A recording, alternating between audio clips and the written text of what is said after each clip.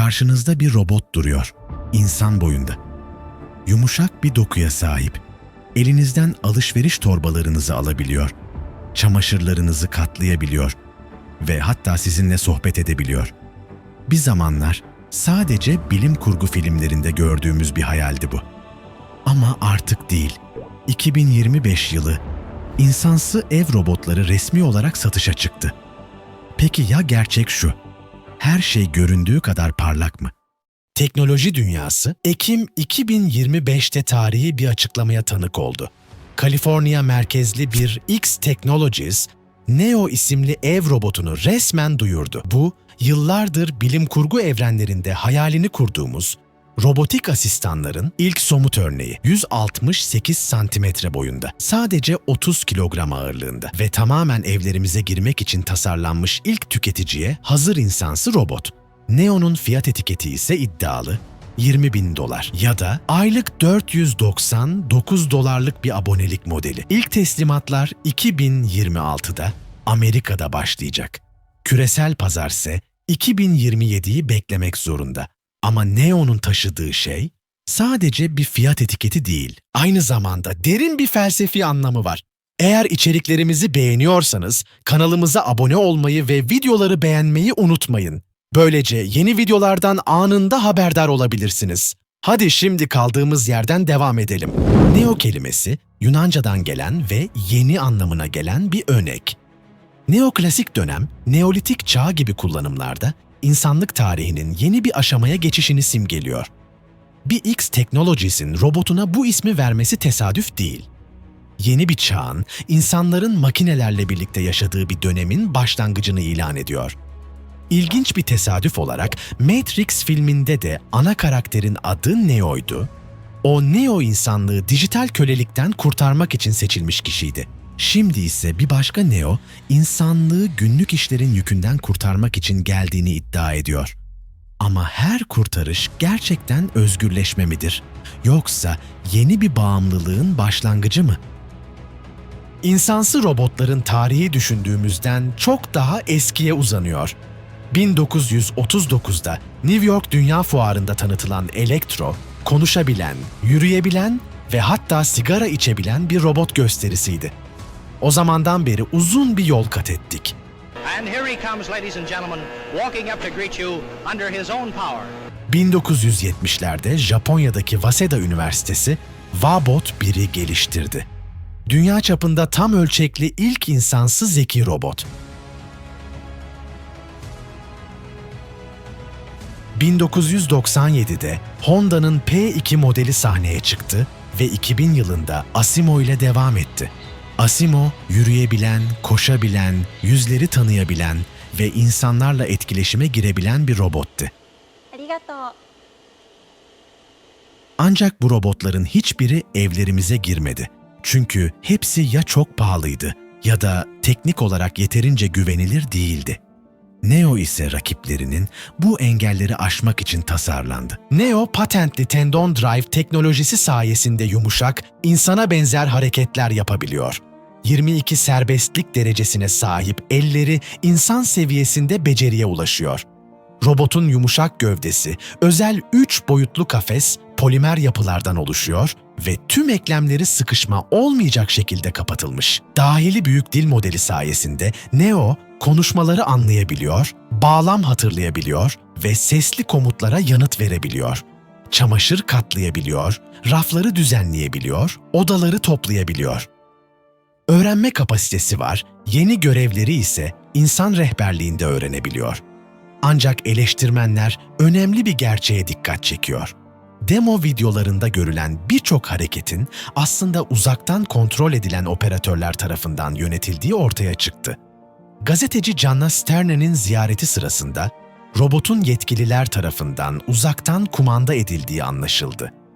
Bir X Technologies bunu savunarak şunu söylüyor: Neo'nun beyni olan yapay zeka, sinir ağının gerçek dünya deneyiminden yoksun olduğunu. İnternette çok vakit geçiren yapay zekalar dijital dünyaya hakimler ama fiziksel dünya hakkında neredeyse hiçbir şey bilmiyorlar ve şirketin görüşüne göre Neo bu fiziksel deneyimi gerçek insanların evlerinde yaşayarak kazanmalı diyerek savundu kendilerini. Bu yaklaşım ciddi endişeler yaratıyor. Neden tüm bu süreç çeşitli testlerle ya da gönüllü insanlarla laboratuvar ortamında yürütülmedi? Normalde bir ürün önce tanıtılır, demo yayınlanır, kapsamlı testler yapılır, ardından satışa sunulur.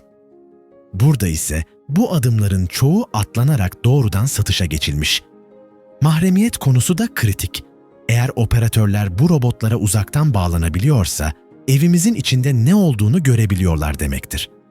Bir X, kontrolcü bağlandığında robotun renk değiştirdiğini söylüyor. Ama bu yeterli mi? Çok basit bir şekilde renk değişikliği olmadan da bağlantı kurulabilir. Siber güvenlik riski de göz ardı edilemez. Hackerlar bu robotlara uzaktan erişim sağlarsa maddi ve manevi zararlara yol açabilirler. Güvenlik uzmanları, robotların kamera ve mikrofonlarıyla donatılmış olmasının potansiyel gözetleme araçlarına dönüşebileceği konusunda uyarıyor. Neo yalnız değil. Figure AI şirketi, Ekim 2025'te Figure 03 modelini tanıttı. Bu robot 168 santimetre boyunda, 60 kilogram ağırlığında ve 5 saat çalışma süresine sahip. Figure AI, Jeff Bezos, Nvidia, OpenAI ve Microsoft gibi devlerden toplam $1 milyar yatırım aldı ve şirket değerlemesi 39 milyar dolara ulaştı. Figure 03, Helix adı verilen özel yapay zeka sistemiyle çalışıyor. Telsiz, indüktif şarjla güç alabiliyor. En önemlisi, Figure AI kitlesel üretim için tasarlandığını iddia ediyor. BMW fabrikalarında test edilen Figure 02 robotları Ocak 2025'te kalıcı olarak göreve başlayacak. Tesla'nın Optimus robotu da yarışta. Çin merkezli Unitree Amerikan pazarına girmeye çalışıyor. Apptronik, Google'ın Gemini yapay zekasını robotlarına entegre ediyor. Pazar tahminleri, insansı ve hizmet robotu sektörünün önümüzdeki 10 yıl içinde 300-400 milyar doları aşacağını gösteriyor. Elektrik ve Elektronik Mühendisleri Enstitüsü, İnsansı Çalışma Grubu, insansı robotların özel güvenlik standartlarına ihtiyaç duyduğunu vurguluyor. Fiziksel stabilite, yani devrilmekten kaçınabilme, bir numaralı güvenlik sorunu olarak belirlendi. Endüstriyel robot kollarından veya mevcut mobil robotlardan farklı olarak, insansı robotlar dinamik olarak kararlı. Bu, dik durmak için güce ihtiyaç duydukları anlamına geliyor. Geleneksel robotiklerde bir sorun olduğunda kırmızı butona basılır, güç kesilir ve durur. Ama insansı bir robotla bunu yapamazsınız. Yaparsanız robot muhtemelen düşecek ve belki daha büyük bir risk oluşturacak. Agility Robotics, Digit robotunun en son versiyonunda yeni güvenlik özellikleri sunuyor. Aniden güç kesilmesi yerine robot örneğin bir kişi çok yaklaştığında daha nazikçe yavaşlayabiliyor. Akademik araştırmalar, sosyal robotların gizlilik üzerindeki etkilerini detaylı şekilde inceliyor. Robotlar, insanları ve hayvanları taklit etme yetenekleriyle insanları hassas verilerini paylaşmaya teşvik edebiliyorlar. İnsanlar bir robotu evcil hayvan gibi gördüğünde, onunla etkileşim kurarken dijital gizlilik tehditleriyle karşılaştıklarında olduğu kadar temkinli davranmıyorlar. Kamusal alanlarda çalışan robotlar için durum daha da karmaşık. Havalimanlarında, alışveriş merkezlerinde karşımıza çıkan robotlar hangi verileri topluyor? Bilgiler yerel mi yoksa bulutta mı depolanıyor? Gizlilik politikaları nerede? Ve en önemlisi, kim bu robotlardan sorumlu?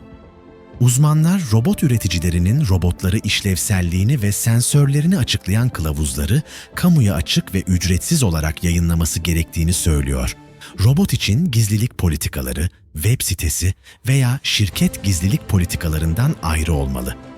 Figure AI CEO'su Brett Adcock, insansı robotlar için pazarın yaklaşık 40 trilyon dolar olduğunu hesaplıyor, esasen küresel ekonomideki tüm emeğin değeri. Önümüzdeki 10 yıl içinde dünyanın en büyük şirketinin bir insansı robot şirketi olacağını öngörüyor. Bu öngörü doğruysa etkiler muazzam olacak. Robotlar insan işçilerin yerini mi alacak yoksa onları mı destekleyecek? Toplum yaygın robotik emeğe nasıl uyum sağlayacak? Hangi yeni işler ve endüstriler ortaya çıkabilir? Ekonomistler, robotik devriminin aşamalı gerçekleşmesini öneriyor. Figure AI'nin önce endüstriyel uygulamalarla başlayıp ardından evlere geçme yaklaşımı, toplumun ani bir şok yaşamak yerine bu teknolojiye kademeli olarak adapte olmasına yardımcı olabilir. 30 yıl önce çoğu evde bilgisayar yoktu. İnsanlar her evde bilgisayar olacağı fikrine inanmıyordu. Şimdi her evde bilgisayarı geçtim, neredeyse her insanın cebinde süper bilgisayar var. Bu hız devam ederse, robot süpürgelerin yaygınlaşması gibi insansı robotlar da 10 yıl içinde normal hale gelebilir. Yapay zeka artık vücut bulmaya başlıyor. ChatGPT'nin 2019'daki ilkel halinden 2022'deki devrim yaratan performansına kadar geçen süre sadece 3 yıl. Robotik alandaki gelişme hızı benzer bir ivme gösterirse, bugün hayal bile edemediğimiz yeteneklere sahip robotlar yakın gelecekte gerçek olabilir. Matrix filminde gelişen yapay zekalar zamanla bilinç kazandı. İnsanlar bunu tehdit olarak gördü ve bilinç kazanan makineleri sistematik biçimde imha etmeye başladı. Sonuç, bilinçlenen makineler insanlığa üstün geldi ve insanlık kendi kıyametini yarattı. Neo robotunun tanıtım videolarında Matrix'in o ünlü sahnesine doğrudan gönderme var. Neo karakteri yatağında uyanıyor. İlginç olan şu ki, Matrix'teki Neo insanlığı kurtarmak için seçilmişti. Ama aynı zamanda sistemin devam etmesini sağlayan döngünün bir parçasıydı. Her kurtuluş yeni bir köleliğin başlangıcı oldu. Şimdi gerçek hayatta bir X şirketinin Neo'su sahneye çıkıyor. Yine insanlık adına, insanlığı refaha erdirmek amacıyla. Ama belki de bu kez sıfırlanacak olan sistem değil, insanlığın kendisi mi olacak? Robotik endüstrisi, hızlı gelişmelerin önünde durabilmek için düzenleyici çerçevelere ihtiyaç duyuyor. Avrupa Birliği'nin 2023 makine düzenlemesi, güvenlik fonksiyonlarının etkilendiği durumlarda zorunlu siber güvenlik korumaları getiriyor ve belirli yüksek riskli makineler için üçüncü taraf değerlendirmelerini genişletiyor. Ancak insansı robotların benzersiz özellikleri bu standartların sürekli güncellenmesini gerektiriyor. Etik tasarım, insansı robotların kamusal kabulü için hayati önem taşıyor. Gizlilik, ön yargı, açıklanabilirlik ve işçi etkisi, sorumlu robotik geliştirme ve dağıtımda merkezi hususlar olarak belirlendi. Neo ve benzerlerinin şu anki durumu nedir? Gerçek şu ki, bu robotlar henüz çok yavaş. Basit ev işlerini normal insandan çok daha uzun sürede tamamlıyorlar. Çoğu görevde hala insan yardımı gerekiyor. Teleoperation, uzaktan kumanda hala yaygın. Bu, robotların gerçek anlamda otonom olmadığı anlamına geliyor. Şirketler, bunun yapay zekayı eğitme sürecinin bir parçası olduğunu söylüyor. Zaman içinde robotlar bu verileri kullanarak kendi başlarına karar verebilecekler. Ama bu ne kadar sürer?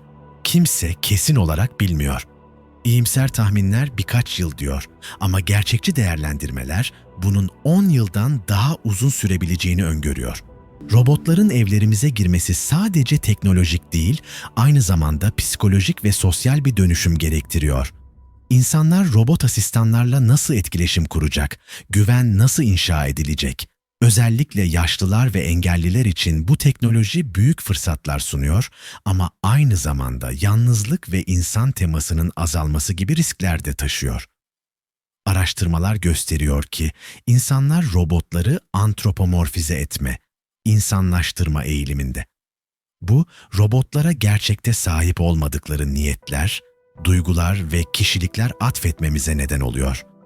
Bu eğilim, robotlara aşırı güven duyma veya tam tersi, onlardan aşırı korku duyma riskini artırıyor. $20.000 fiyat etiketi, Neo'yu şu an için lüks bir ürün haline getiriyor. Ancak üreticiler, kitlesel üretim ve teknolojik ilerlemelerle fiyatın düşeceğini öngörüyor. Akıllı telefonlar ve bilgisayarlar gibi robotlar da zamanla daha uygun hale gelebilir. Abonelik modeli robotlara erişimi demokratikleştirebilir. Ayda $499 ev yardımcısı çalıştırmaktan çok daha ucuz. Ama bu model aynı zamanda robotlara sahip olmama anlamına geliyor. Yani sadece kiralıyorsunuz.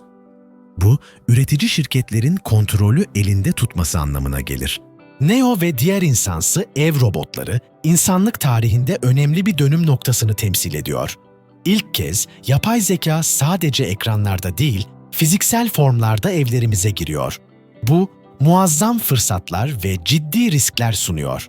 İyimserler, robotların insanları sıkıcı ve yıpratıcı işlerden kurtaracağını, daha anlamlı faaliyetlere zaman ayırmamızı sağlayacağını söylüyor. Kötümserler ise işsizlik, gizlilik ihlalleri, güvenlik riskleri ve insani değerlerin aşınması konusunda uyarıyor. Gerçek muhtemelen ortada bir yerde. Robotlar gelecek, bu kesin ve kaçınılmaz. Ama nasıl geldikleri, nasıl düzenlendikleri ve toplumun onlara nasıl adapte olduğu, bu teknolojinin nihai etkisini belirleyecek. Şimdilik Neo ve benzerleri daha çok vaatler ve olasılıklar dünyasında yaşıyor. Gerçek dünya performansları henüz videolardaki kadar etkileyici değil. Ama teknoloji hızla gelişiyor ve beklentiler yüksek. Belki de en önemli soru şu: bu robotları gerçekten istiyor muyuz? Ve eğer istiyorsak hangi koşullarda? Gizlilik korunacak mı? İnsan emeğinin değeri ne olacak? Bu sorular sadece mühendislerin ve CEO'ların değil, toplumun tamamının cevaplaması gereken sorular.